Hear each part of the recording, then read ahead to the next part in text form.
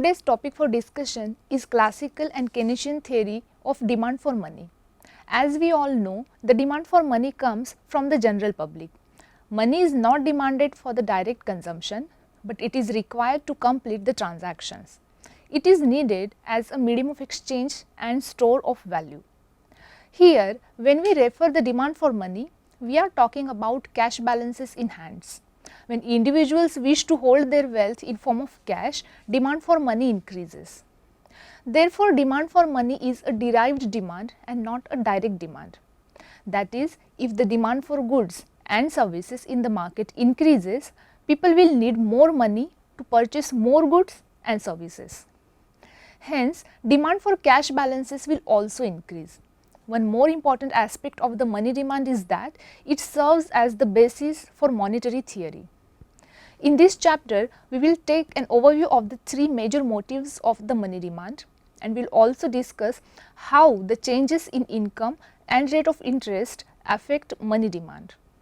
Changes in demand for money can be explained with the scale view and substitute view. Scale view is related with the impact of income on money demand, and substitute view is associated with the attractiveness of assets as a substitute for money. In monetary economics, two different approaches have been developed to explain the demand for money, namely classical approach and Keynesian approach. First of all, let us discuss the classical approach of demand for money. The theory of money demand was not directly constructed by the classical economists, but their approach exists in the quantity theory of money. Cambridge economists Marshall and Pigou hypothesized the money demand function as MD is equal to K P by Y, where MD denotes amount of money demanded, P denotes general price level, and Y denotes real national income. K is called Cambridge K, which indicates the proportion of money income people like to hold in the form of money. Money demand or stock of money, that is MD, does not have the dimension of time, but K has the dimension of time.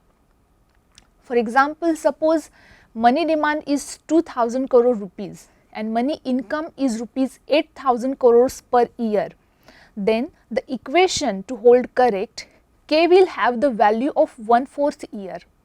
It means that on average the public likes to hold the money that is equal to 1/4 or 25% of its annual income. The key feature of Cambridge equation is that it makes the demand for money a function of money income only. Classical economists emphasize the transactions demand for money in terms of the velocity of circulation of money. The stock of money refers to its quantity at a given point of time. Therefore, the demand for the stock of money refers to the demand for money.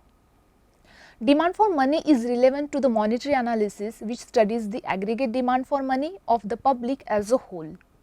The major focus of classical economists was on the function of money as a medium of exchange. They neglected the store of value function of money. According to classical economists, money performs a neutral role in the economy because it cannot be multiplied if stored in the form of wealth. But the asset function of money, which shows that money is the highly liquid asset and can be easily converted in other forms of assets like bills, equities, debentures and real assets like houses and cars, was neglected by them. Next part of our discussion is the Keynesian theory of money demand. In his book, The General Theory of Employment, Interest and Money, that was published in 1936, John Maynard Keynes first formulated his theory of money demand. His theory postulated that the reasons for money demand and determinants of money demand are interrelated. According to Keynes, money is demanded due to the three main motives. First motive is the transactions motive, second motive is the precautionary motive, and third motive is the speculative motive. These motives are the reasons for money demand. Keynes also explained the determinants of the demand for money as individuals' income and rate of interest. According to Keynes, money demand is a function of income, that is Y, an interest rate, that is R. In a money exchange economic system, money functions as a medium of exchange.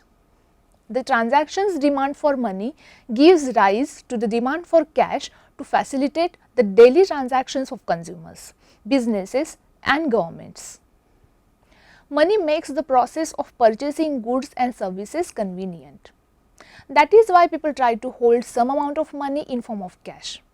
To use the money as a means of payment for current and future transactions is one of the important motives for holding the cash. Let us now discuss the transactions motive for money demand. As we know, individuals and business firms prefer to hold cash to bridge the gap between the receipts of income and its expenditure.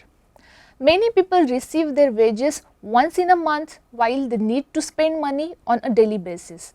Therefore, people prefer to hold some amount of money in form of cash to make current transactions. This requirement of cash money depends upon the size of the individual's interval of receiving his income. If there is a large gap in the two periods of receiving income, demand for cash money will be high. If the gap between two income receipts is less, the demand for cash money will be less. For example, if an individual is earning his salary at the end of every month, he cannot spend the entire salary on the same day. He has to take into consideration the spending of entire month. If Akash receives his salary at first day of every month, then the duration or time interval between his two salaries is 1 month or 30 days. In this situation, he will try to spend his income in such a way that he will be holding enough cash in hands until he receives his next salary. Opposite to this, if a person is receiving his salary on a daily basis, the requirement of holding the cash will be less. If the laborers working for the construction of a building receive their wages on a daily basis, the time interval between two wages is just a single day. In this case, they do not prefer to hold the cash in hands and are ready to spend the entire amount on the same day. The amount of money held in form of cash depends upon the level of income. Businessmen and entrepreneurs need to hold large amount of money for transactions purpose. Part of their income should be held in form of cash money to purchase raw materials, to pay transaction charges, to pay advances to the workers, and to meet some other current expenses. The demand for money is the demand for real cash balances. Real value of real purchasing power of money can be measured by nominal cash balances deflated by the price level. Because of high inflation, more money will be needed to purchase same quantity of goods. That is, demand for nominal cash balances will be high, but demand for real cash balances is unchanged. In other words, money is demanded for its purchasing power and for the amount of goods and services people can purchase with it. Transactions demand for money arises from the lack of synchronization of income and spending. That is, one does not get paid at the exact moment he needs to make payment. So, between paychecks, a person keeps some money around to buy things. If there is a perfect match between the period he receives money in transactions and the time he uses money, he would not need to hold any amount of cash at all. If he was paid every Saturday and could pay all his bills on the same day, then he would need to hold very little amount of cash in hands. But in real world, there won't be an exact match between when he needs to make payments and when he actually receives the payment. Let us say that a student who is working part-time in a cafe receives rupees 5,000 every month as payment for his work. This payment comes once a month, but he needs to pay for rent, food, movies, books, pens, fees, travelling, etc. This expenditure is spread out over the month. So, on the first date of the month, he deposits rupees 5,000 in his bank account at Bank of India, and then he withdraws this money and runs his bank account down to zero over the course of the month. Thus, his cash balance at the beginning and at the end of the month are rupees 5,000 and 0 respectively. his average cash holding can then be calculated as rupees 5000 is equal to rupees 0 given 2 is equal to rupees 2500, with which he is making transactions worth rupees 5000 per month. Hence, his average transaction demand for money is equal to half his monthly income. Same thing happens for the subsequent months over the year. Instead, let us suppose that he is paid rupees 2500 every 2 weeks. Then he would hold rupees 2500 at the beginning of the 2 weeks and run it down to 0 over the course of 2 weeks. During this period of 2 weeks, he withdraws an average money holding of rupees 1250. It can be seen from this example that when the gap between his two payments is less, he is holding fewer amounts of cash. From this discussion, we can conclude that transactions demand for money is affected by three important factors, namely interest rate, aggregate income and inflation rate. The cost of holding cash money can be described with the help of interest rates. If a person prefers to hold cash money instead of investing it in some other assets like bonds, he has to forgo the interest income he would have otherwise earned by investing in bonds. When the amount of output produced in the economy and level of income also rises, large number of transactions and exchange will take place. To make payments and meet all these transactions, people will hold a large volume of money. Eventually, transactions demand for money will be high. The next factor that affects transactions demand for money is rate of inflation in an economy. As we all know that inflation can be calculated as the rise in general level of price in an economy. When prices of all the goods in the market rise, people will need to spend more money on the consumption of same goods. In such a situation, transactions demand for cash money will be higher. Inverse will happen when the rate of inflation declines. Because of the fall in prices, people will need to hold less volume of money balances. Second motive for which money is demanded by individuals is precautionary motive for money demand. We have already seen that transactions demand for money focuses on transactions cost but does not consider uncertainty. In this section, we will discuss demand for money that arises because of the future uncertainties. People are uncertain about the unforeseen risks or unexpected contingencies such as accident, illness, unemployment, etc., for which they might have to make payments in future. In reality, an individual is uncertain of the exact amount of payments he has to make to meet the unforeseen risks and contingencies. Thus, the precautionary demand for money differentiates with the type of emergency envisaged. Not only for transactions, but money is often demanded as a precaution as well against an uncertain situation in future. Medical emergency, car repair bills and many such situations often required instant and quick payment. The requirement to have money accessible in such case is referred to as the precautionary motive for money demand. Income level of the individual largely affects the precautionary motive of money demand. This kind of demand for money is relatively stable. Thus, higher the level of income, higher will be the cash balances held for the unforeseen risks in the future.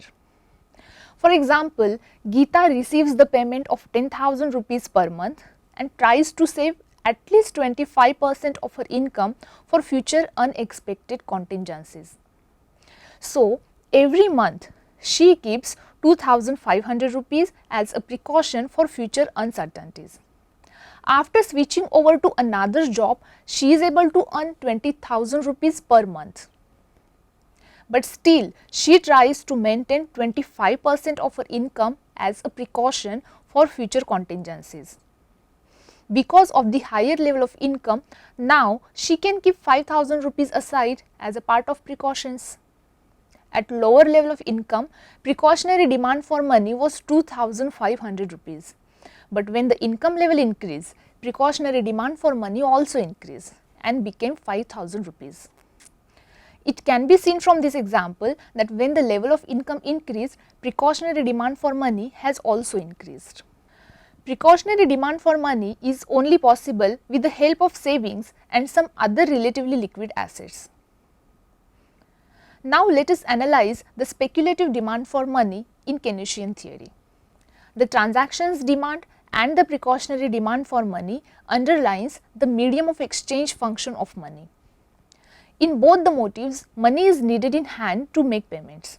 Speculative demand for money emphasizes the store of value function of money.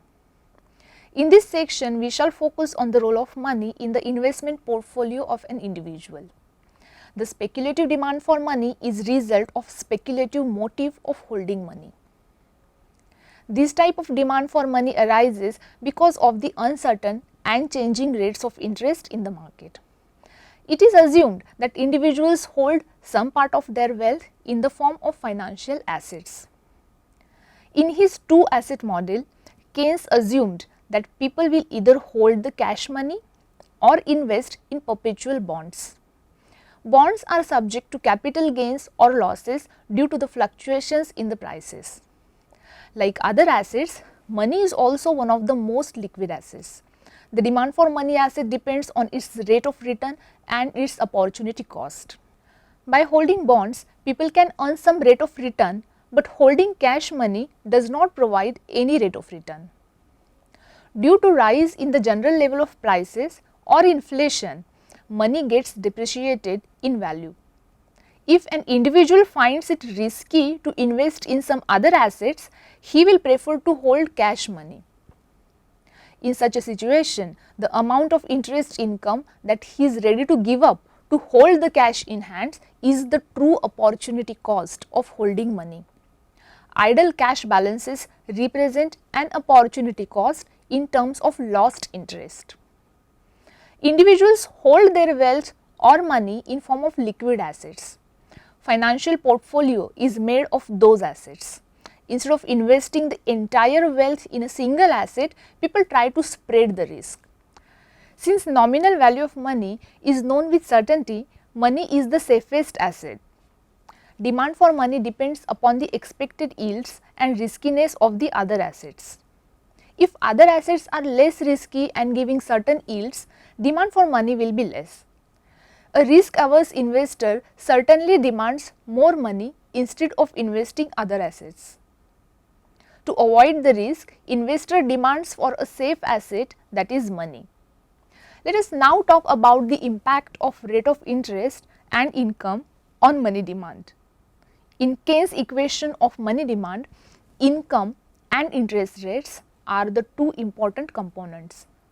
Keynes argued that demand for money is income elastic as well as interest elastic. This means as the level of income and rate of interest changes, demand for money will also change. Let us assume that individuals will invest their wealth either in bonds or keep money in form of cash.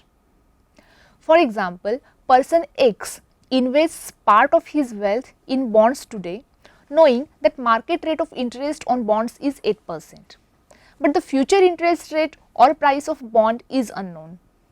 Therefore, it will be difficult for him to anticipate the future capital gains or losses, and he will prefer to hold money.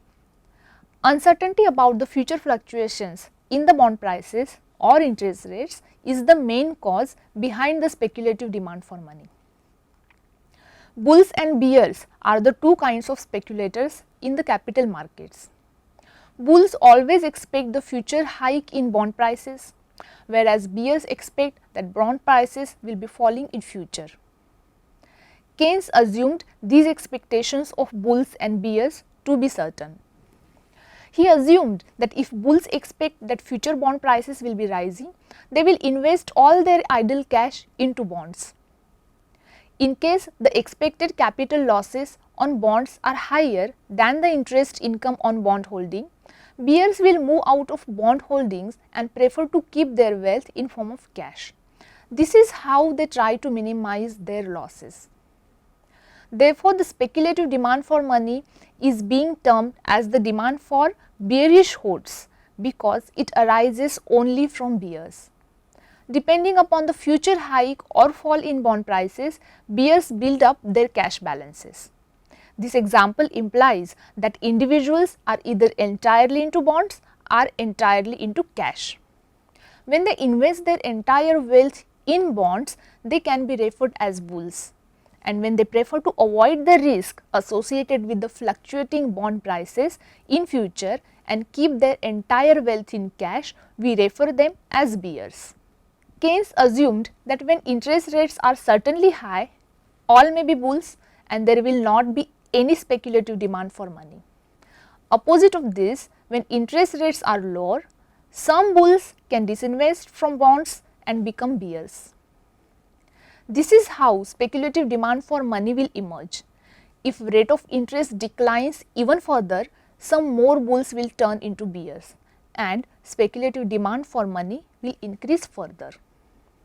Therefore, the aggregate speculative demand for money is sloping downwards from left to right. Therefore, the aggregate speculative demand curve for money is sloping downwards from left to right.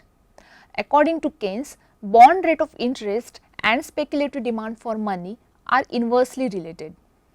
Decline in the rate of interest will lead to the more speculative demand for money. At a certain very low rate of interest, all the asset holders turn bears and no one will be investing in bonds. In this situation, speculative demand for money will be perfectly elastic. That is, every investor wants to move into cash. Keynes assumed this situation as a liquidity trap, where no amount of extra money supply can lower the interest rates further and people will be willing to hold the entire extra amount of their money in cash at the lowest interest rate. The extra liquidity created by the central bank or monetary authority gets trapped in the asset portfolios of the people without any further decline in the interest rates. Keynes summed up his theory of demand for money in an equation where demand for money is an additive function with two separate components, namely y and r. The first component to y in this demand function is associated with the level of income.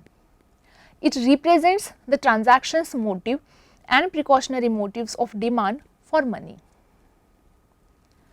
Both these motives are an increasing function of the level of money income in Keynes equation. That is, level of income is positively related with the transactions and precautionary motives of money demand. If income of the individual increases, he will be able to consume more and do more transactions. Rising income will help him to save some extra money for some contingency expenses as well. And thereby he can avoid the unforeseen risks and face the uncertainty in the future. The second component in Keynes equation is R, which is associated with the rate of interest. R represents the speculative demand for money. According to Keynes, speculative demand for money is the declining function of interest rates. That means, as the rate of interest increases, the speculative demand for money will be less, and if the rate of interest declines in the market, the speculative demand for money will be high. Keynes hypothesized that demand for money is an increasing function of income and a declining function of interest rate. So friends, in this lecture, we took an overview of the classical and Keynesian theories of money demand. We discussed three major motives of the money demand, namely transactions motive, precautionary motive and speculative motive of demand for money. These motives are the reason behind money demand. We also studied the factors determining the demand for money, namely interest, income and inflation. Impact of the changes in income level and rate of interest on money demand was also the part of our discussion. Thank you.